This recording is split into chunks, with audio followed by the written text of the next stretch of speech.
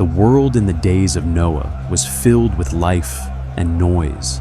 Cities of mud brick homes, markets alive with trade, blacksmiths hammering iron, and shepherds guiding flocks across valleys. On the surface, it looked like progress, but underneath, the world was rotting. The earth was poisoned with corruption. Violence stained every street. In markets, disputes ended not with words, but with blades. Men cheated one another for silver. Children were abandoned. Women were sold. The weak crushed beneath the strong. The nights were worse. Hills burned with fires of false worship. Men and women danced before idols of stone and wood, sacrificing their lives to gods that could not hear. And then there were the Nephilim. The Nephilim were on the earth in those days, and also afterward, when the sons of God went to the daughters of humans and had children by them. They were the heroes of old, men of renown. The Lord saw how great the wickedness of the human race had become on the earth, and that every inclination of the thoughts of the human heart was only evil all the time.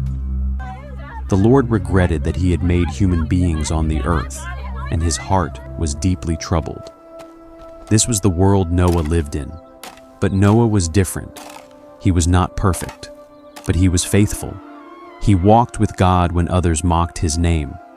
He raised his sons, Shem, Ham, and Japheth, to honor the Lord, not idols. He treated his neighbors with honesty, not deceit. He prayed when others cursed. He lived with reverence when the world lived in sin. Noah was a righteous man, blameless among the people of his time, and he walked faithfully with God. Noah's life was a single candle in a storm, fragile, but burning with a steady light. Noah wanted only one thing: to walk with God.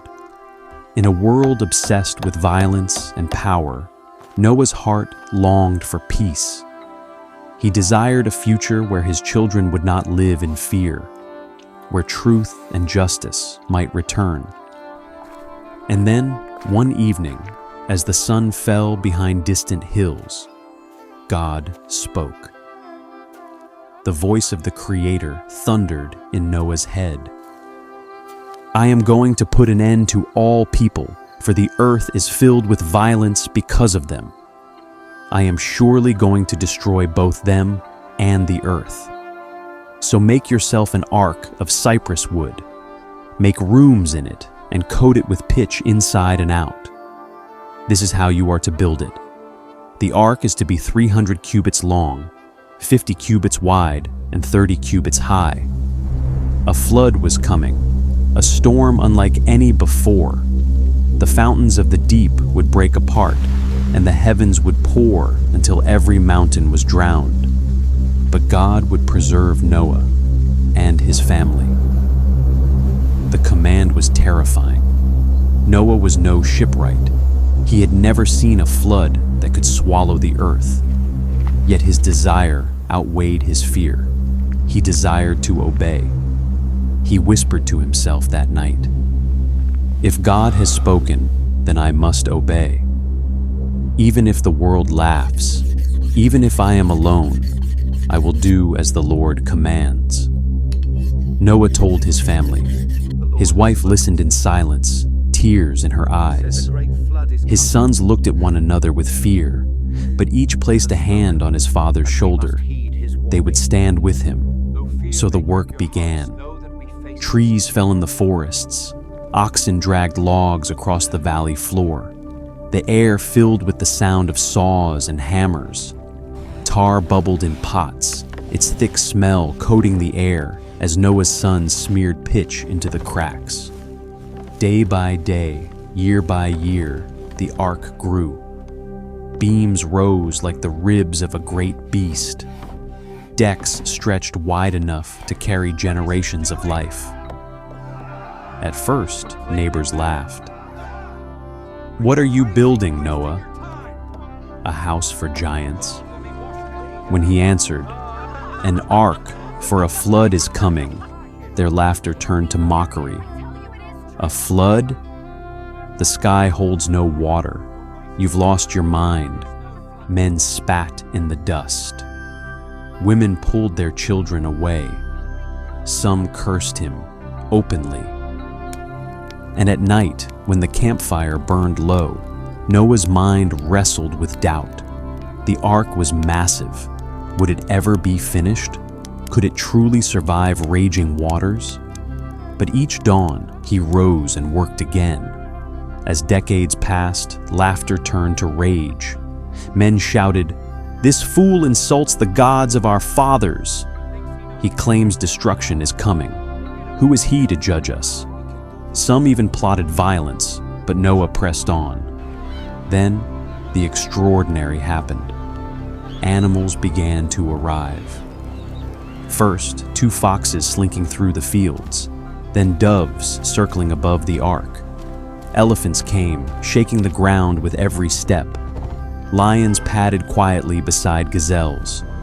Wolves walked in calm silence beside lambs. 2 by 2, they came. And for the clean animals, 7 pairs. Creatures of every kind, drawn not by Noah's hand, but by God's unseen call. The people stopped and stared. For a moment, the mocking voices fell silent, but their hearts remained unmoved. When the last creature entered, Noah's family followed. Then came the moment of finality. The heavy door of the ark shut, not by Noah's hand, but by the hand of God. The sky grew black. The first drops of rain struck the dust. The heavens opened. The deep erupted. All the springs of the great deep burst forth, and the floodgates of the heavens were opened, and rain fell on the earth 40 days and 40 nights. At first, the people laughed at the rain, but it grew heavier. Torrents battered the ground. Rivers rose, swallowing fields. Walls of water tore through villages. Men clung to rooftops. Mothers lifted children high. Families cried for mercy. But the waters rose higher still. Inside the ark, Noah's family huddled together. The thunder of waves pounded the wooden walls. The ship groaned and creaked as it lifted from the earth, tossing on the storm. The air was thick with the smell of animals, tar, and fear. For 40 days and nights, the rain did not stop. Lightning split the sky. The cries of the dying echoed, then were silenced beneath the waves. And even when the storm ceased, the waters held the earth captive. 150 days passed. The old world, its cities, its palaces, its giants, its idols, was gone. The laughter was gone. The corruption drowned. The Nephilim silenced. This was the change, the end of the old world. But God remembered Noah. And all the wild animals and the livestock that were with him in the ark, and he sent a wind over the earth, and the waters receded. The seas began to fall. The tips of mountains pierced the surface. At last, the ark came to rest in the mountains of Ararat. Noah opened a window. He released a raven. It flew back and forth until the land was dry. Then he sent a dove. The first time, it returned with nothing. The second time, it carried in its beak a freshly plucked olive leaf. Hope had returned. When the ground was dry, Noah and his family stepped out into silence. The world was empty, but alive. Animals scattered into valleys and forests. Rivers ran clear again, and Noah built an altar. He offered sacrifices, giving thanks to the Lord who had spared them. And then God made a covenant.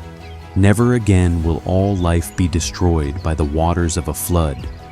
Never again will there be a flood to destroy the earth. I have set my rainbow in the clouds, and it will be the sign of the covenant between me and the earth. The sky filled with light. A rainbow stretched across the horizon. Not just beauty, but a promise. The flood had ended. The world was made new. And while this is the story of Noah's Ark, there are also traces in history and science that remind us of its truth. Archaeologists have uncovered evidence of massive ancient floods, powerful enough to reshape the earth. Scientists have even found marine fossils and seashells high in mountain ranges, far above sea level.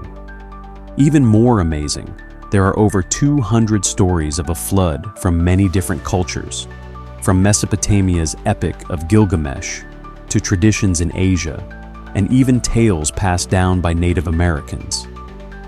This shows us that the account of Noah's Ark is not only found in Scripture, but echoed in the memories of ancient stories around the world.